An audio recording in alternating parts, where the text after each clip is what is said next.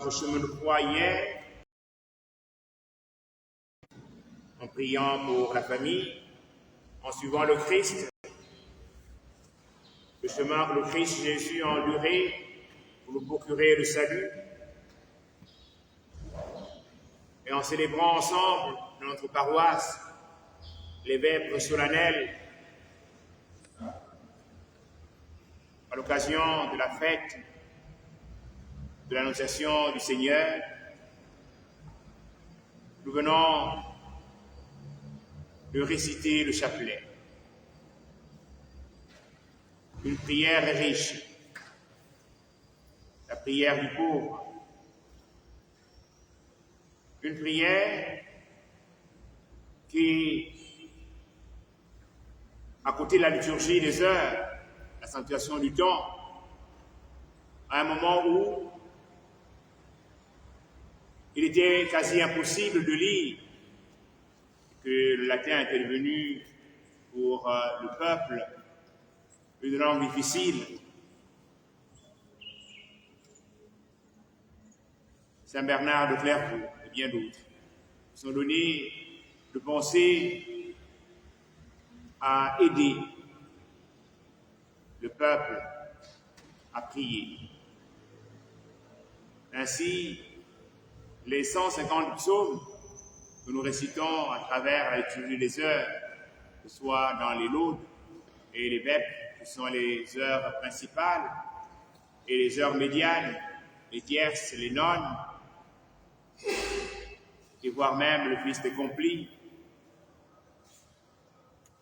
L'Église s'est donné de reprendre l'oraison dominicale, mais aussi les paroles de l'ange Gabriel adressées à Marie, et la supplique de l'Église, Sainte Marie, Mère de Dieu, prie pour nous pauvres pécheurs, maintenant et à l'heure de notre mort. Et nous venons ce matin de vivre un temps fort auprès de la Vierge, en reprenant ces paroles. Et nous voulons bénir le Seigneur qui nous aime tant, qui a voulu naître dans une famille, la Sainte Famille. Et tu veux aussi que nous puissions, en étant membres de l'Église, puisque c'est au pied de la croix où ont coulé de l'eau et du sang de son côté ouvert, qui nous a donné de naître, il veut aussi que Marie soit là avec nous. N'est-ce pas que Marie, elle, qui avait fait l'expérience de l'Esprit Saint, pouvait être l'unique femme à aider les apôtres à attendre l'Esprit Saint. Aussi est-elle présente au Cénacle afin d'aider les apôtres à accueillir l'Esprit Saint. Nous devons aussi, comme Jean, l'accueillir dans nos maisons, l'accueillir dans nos vies et nous laisser entraîner par elle, toujours à réaliser la volonté de Dieu.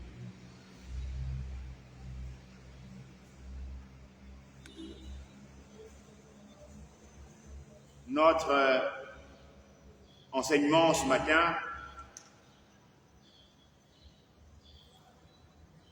portera sur l'épître aux Éphésiens, chapitre 5, des versets 21 jusqu'au chapitre 6, verset 9,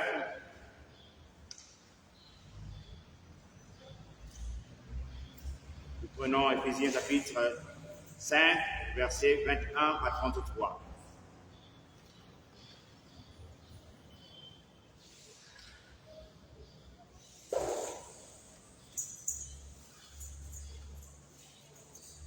Est-ce qu'il y a un volontaire pour nous lire ce texte?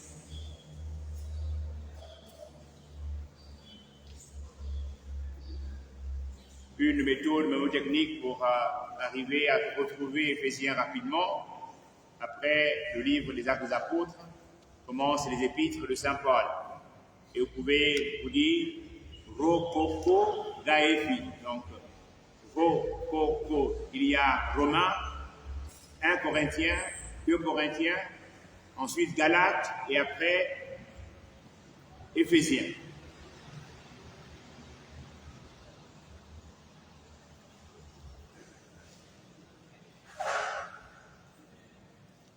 Chapitre 5,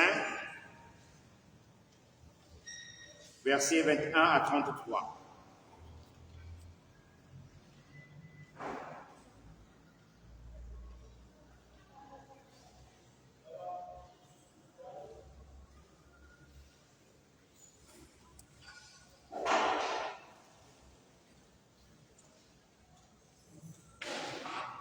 Un volontaire pour lire ce texte.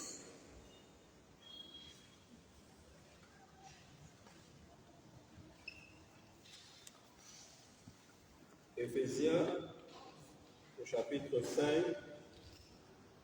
le verset 21 à 33. Soyez soumis les uns aux autres dans la crainte du Christ, que les femmes le soient à leur mari comme au Seigneur. En effet, le mari est le chef de sa femme, comme le Christ est le chef de l'Église, lui, le sauveur du corps. Or, l'Église se soumet au Christ. Les femmes doivent donc, et de la même manière, se soumettre en tout à leur mari. Marie, aimez vos femmes comme le Christ a aimé l'Église.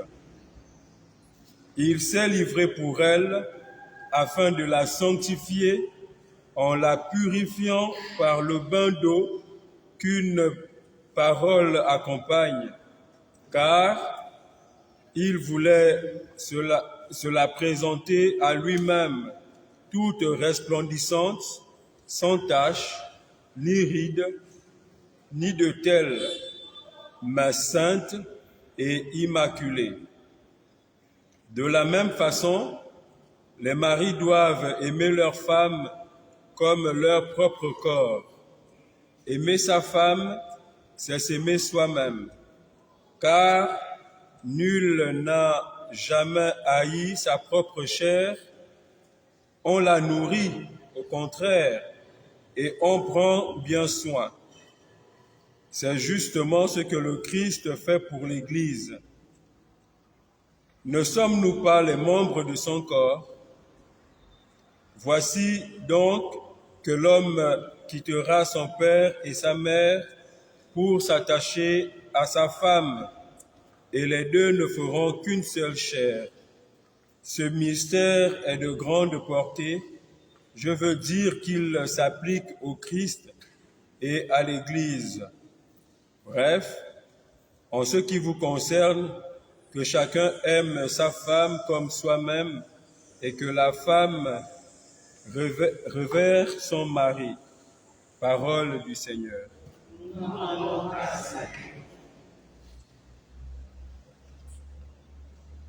Bien chers frères et sœurs, cette péricope qui nous donne la liste de lois à observer au sein de la famille, ces lois sont adressées aux croyants de toute communauté chrétienne, c'est-à-dire à nous aussi. C'est le code le plus amplifié des codes domestiques du Nouveau Testament.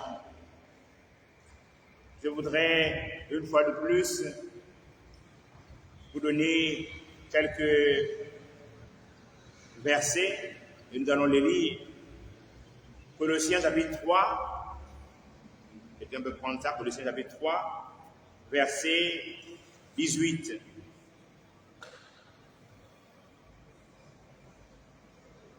Jusqu'au chapitre 4, verset 1. Un autre nous fera la lecture, le titre.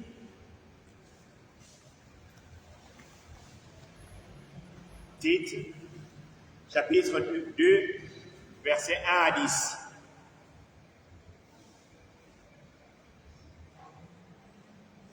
Du tout, le premier, il nous dit, Colossiens chapitre 3, verset 18, jusqu'au chapitre 4, verset 1.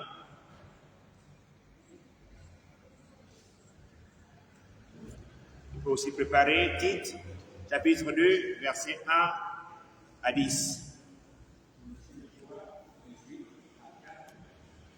Oui. Oui, oui.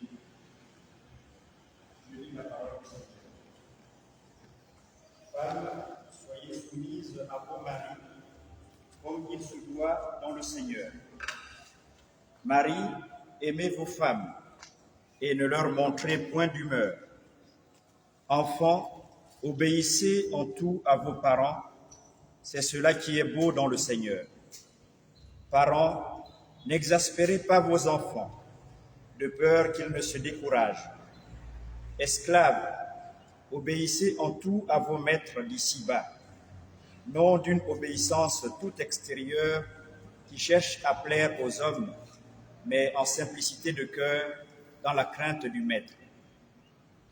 Quel que soit votre travail, et non pour les hommes, quel que soit votre travail, faites-le avec âme, comme pour le Seigneur, et non pour les hommes, sachant que le Seigneur vous récompensera, et en vous faisant ses héritiers.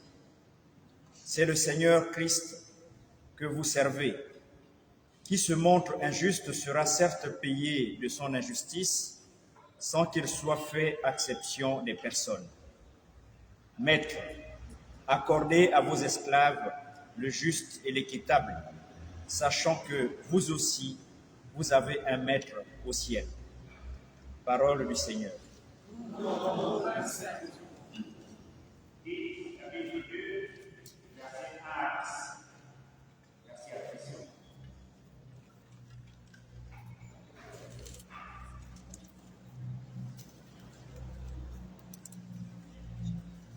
Comme vous le remarquez, vous savez, il y a des lettres adressées aux communautés et il y a des lettres personnelles. Et l'épître à Tite, une lettre personnelle. Chapitre 2, versets 1 à 10.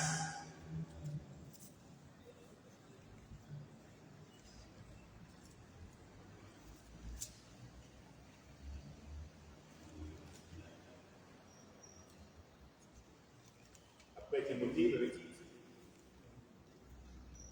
Un volontaire.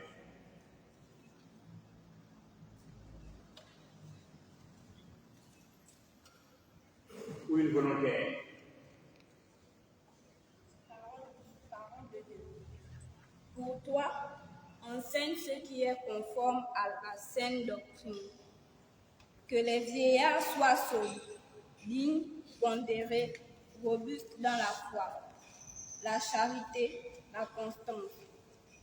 Que pareillement, les femmes âgées aient le comportement qui sied à des saintes, ni médisantes, ni abonnées au vin, mais de bons conseils. Ainsi, elles apprendront aux jeunes femmes à aimer leur mari et leurs enfants, à être réservées, chastes, femmes d'intérieur, bonnes, soumises à leur mari, en sorte que la parole de Dieu ne soit pas blasphémée. Exhorte également les jeunes gens à garder en tout la pondération, offrant en ta personne un modèle de belle œuvre, pureté de doctrine, dignité, enseignement saint, irréprochable, afin que l'adversaire, ne pouvant dire aucun mal de nous, soit rempli de confusion. Que les esclaves soient soumis en tout à leur maître, cherchant à leur donner satisfaction, évitant de les contredire, ne commettant aucune indélicatesse, se montrant au contraire d'une parfaite fidélité. Ainsi feront-ils honneur en tout à la doctrine de Dieu notre Sauveur. Parole du Seigneur. Nous rendons grâce à Dieu. Voyez à travers ces textes, merci. que le code le plus amplifié du code domestique se trouve dans le Second Testament. Il présente une dépendance claire de l'être pour le sien. Il se compose, dirais-je, de trois parties. L'invitation à la soumission réciproque entre l'époux et l'épouse. Dans l'Épître aux Éphésiens, du chapitre 5, au verset 21, nous avons un deuxième partie et les occasions aux épouses et aux époux.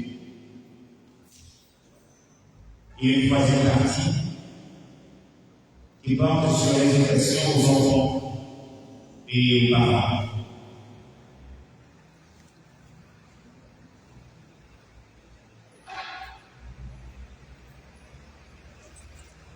Dans la société du temps de Jésus, les esclaves étaient considérés comme les membres de la famille, car la maison familiale était aussi le lieu de création du travail.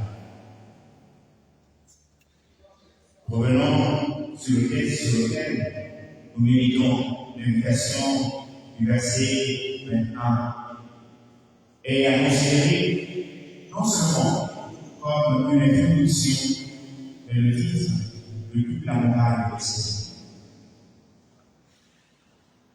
Elle parle de la soumission. Tout en reconnaissant volontiers le statut supérieur de l'autre et non de l'obéissance. Celle-ci consiste plutôt à faire ce qui est demandé et exige, non aux épouses, mais seulement aux enfants et aux esclaves.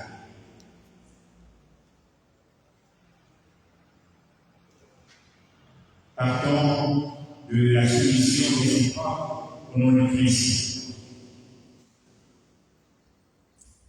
La soumission réciproque dans la crainte du Christ relativise les normes sociales, culturelles. Parce que le monde croyant de vivre dans l'humilité entre eux et dans le respect envers le Christ, par lequel ils ont reçu leur adoption filiale et donc leur vraie dignité. Nous pouvons le voir dans l'Épître aux Romains. Romains, chapitre 12, verset 16. Quelqu'un vous faire la lecture. Romains, chapitre 12, verset 16.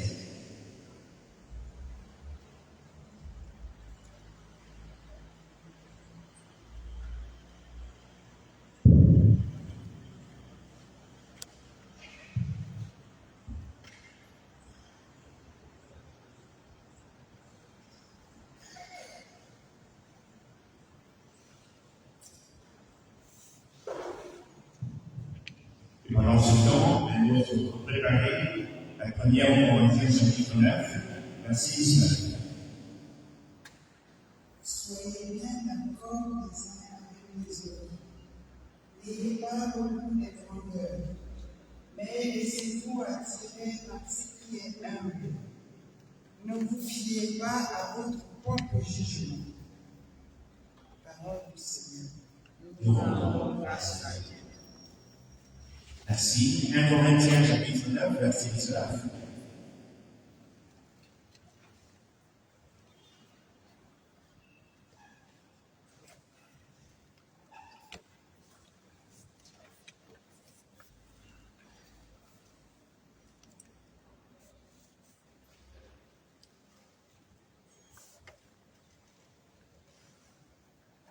Oui, libre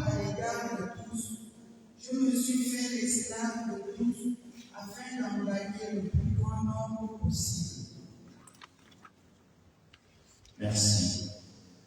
Donc le respect envers le Christ, par lequel nous avons reçu l'adoption filiale, et donc notre vraie dignité.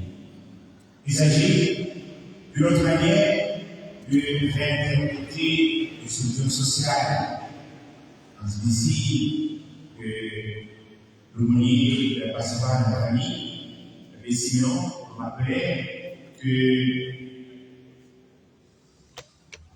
il y avait ce qu'on appelait avant le pater familias, cet homme qui avait le pouvoir de vie ou de mort sur son épouse, sur ses enfants, sur ses esclaves.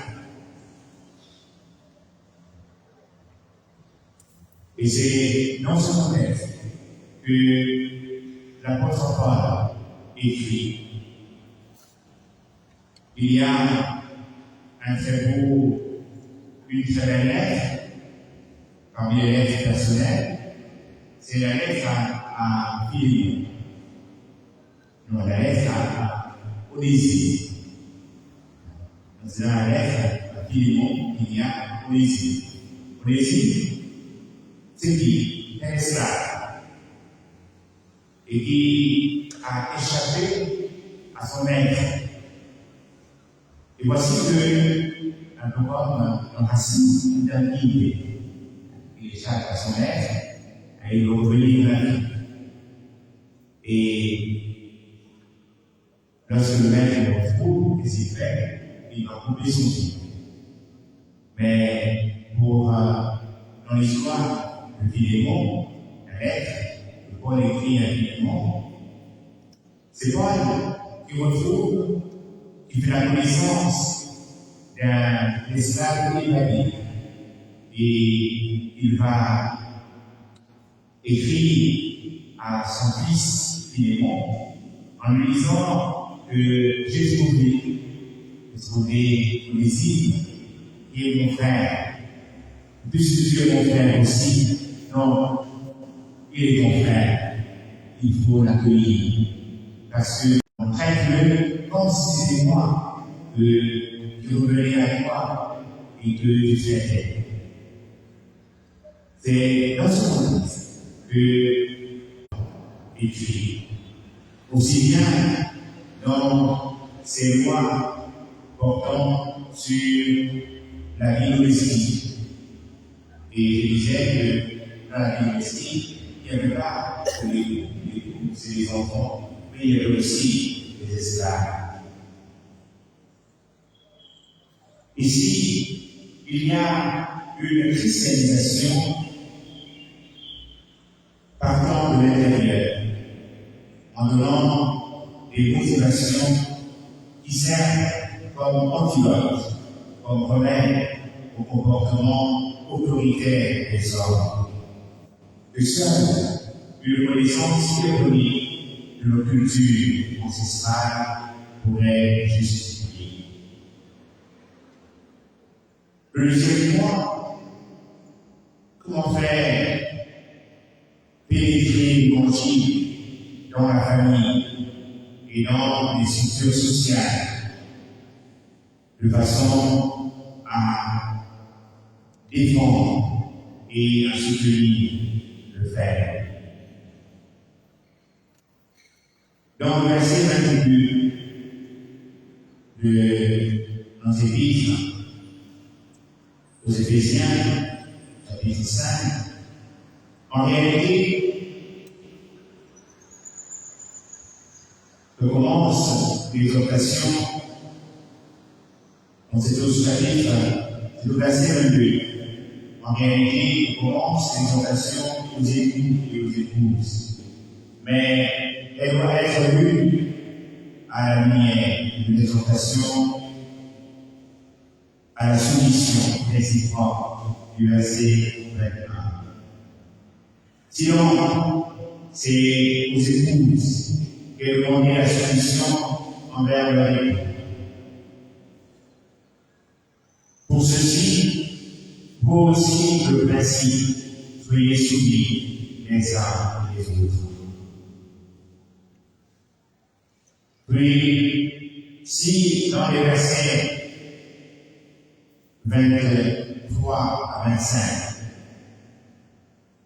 Saint Paul parle de l'Église comme source de son Église,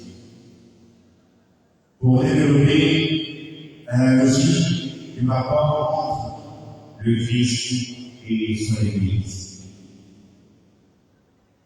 Le corps dont il est la tête, la subordination de la femme est donc motivée par l'attitude que l'Église doit avoir envers son Seigneur.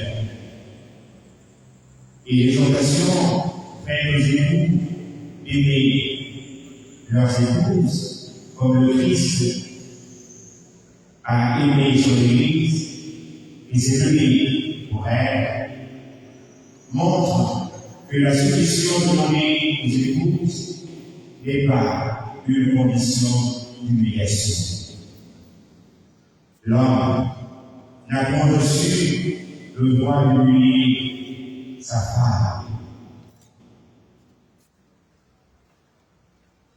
Quand on voit bien, il est demandé à l'homme d'aimer son épouse, non seulement par respect à l'analogie christienne, mais aussi parce que sa femme veut indiquer que dans le couple, il y a des modalités diverses pour chacun des époux de montrer l'amour l'un de l'autre.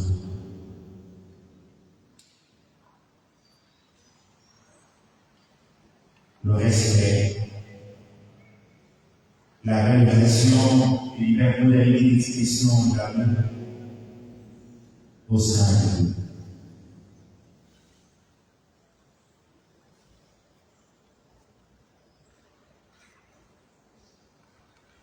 Et nous pouvons lui demander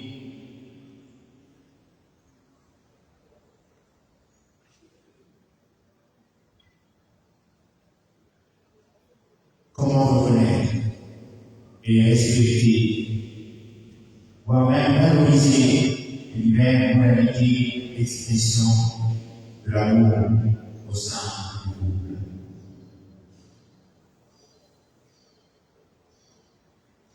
Le rapport d'amour du Christ pour son Église n'est pas seulement un modèle à suivre, mais aussi ce qui soutient l'amour.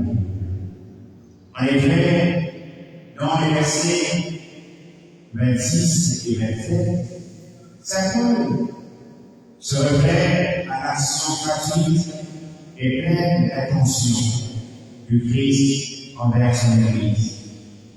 Ses actions sont sanctification, purification et glorification. Dans le couple, nous sommes appelés, vous êtes appelés à vous sanctifier, à vous glorifier et à rendre gloire à Dieu.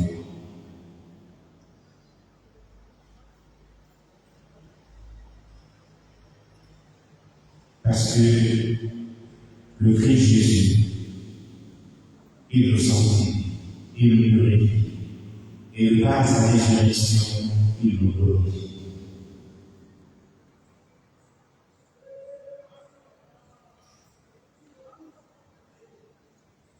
C'est dit au verset 3. Le fait qu'il est notre sauveur, il nous purifie, il nous sanctifie, il nous glorifie. Ils n'ont pas de correspondance adéquate dans la relation du couple pour indiquer que l'amour du Seigneur atteint et soutient tous les membres de la communauté chrétienne, qu'ils soient époux ou épouses. Ceci signifie aussi que les époux peuvent découvrir dans l'expérience de l'Église et de la vie communiquaient le sens profond de leur amour. D'autre part, l'Église trouve dans la réalité du couple sa vocation la plus profonde. Celle d'être une communauté où l'on fait l'expérience d'un vrai amour réciproque au nom de Christ. Alors nous pouvons nous interroger comment alimenter dans la vie du couple l'expérience de l'amour de Christ. Quel effort devons-nous faire comme couple pour participer toujours à la vie de notre communauté commerciale? En cette question, elle doit résonner dans vos cœurs. Quel effort devons-nous faire comme couple pour participer toujours à la vie de votre communauté paroissiale? Quel style de vie de l'Église devez-vous avoir comme couple pour être réellement une communauté d'amour au nom de Christ? Voici la grande interrogation. Nous devons alimenter notre vie de couple avec l'expérience d'amour. L'effort que vous avez avec votre couple pour participer toujours à la vie de votre communauté paroissiale. J'ouvre une parenthèse.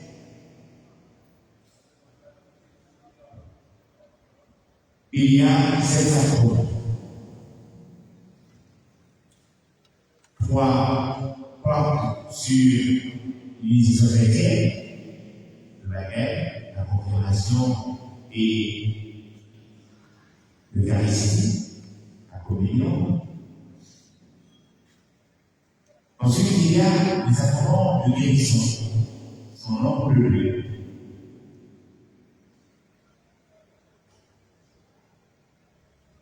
Le sacrement de la réconciliation, le sacrement de malade.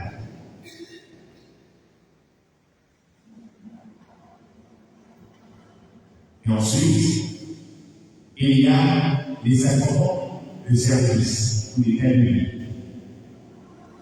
Ce sont les sacrements de mariage et de l'ordre. Ce matin, c'est dans le cadre du sacrement de service ou des canuts qu'est le mariage. Nous sommes rassemblés. Parce que nous devons faire la promotion de ce beau sacrement. Je disais un jour à des couples que s'il y a un sacrement qui est fort, c'est dans le livre, la contrepart, le livre de l'entendre, c'est bel et bien ce moment de mariage. Souvent, quand les gens se préparent au mariage, ils choisissent un prêtre pour célébrer ici leur mariage. Ce n'est pas le prêtre qui célèbre leur mariage.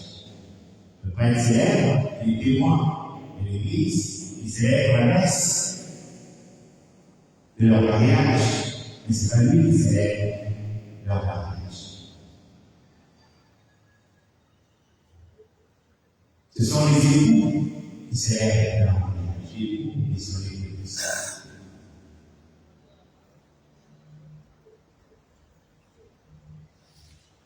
On entend souvent, très souvent, lorsque un foyer en difficulté, que fait l'épouse? Souvent, l'épouse qui vont pas se fâcher, un peu ceci, un peu un petit peu à part. Elle gère la larme.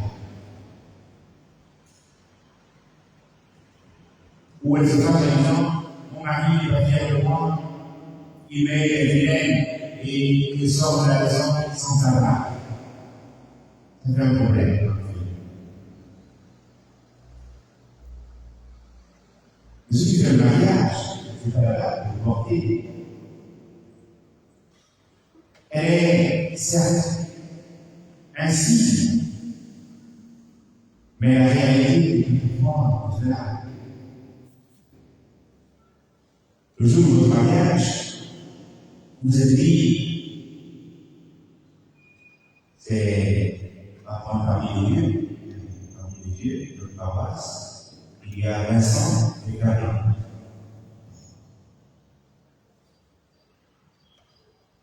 Vincent bénit la Sainte-Terre à Canon. Oui, je l'ai ma femme. Et Canon, j'avais répondu, oui, je le veux. Et toi, Vincent, le Dieu est mon mari, oui, je le veux. Vincent, je le reçois en écoute. Je me donne alors pour lui faire tout le monde notre vie.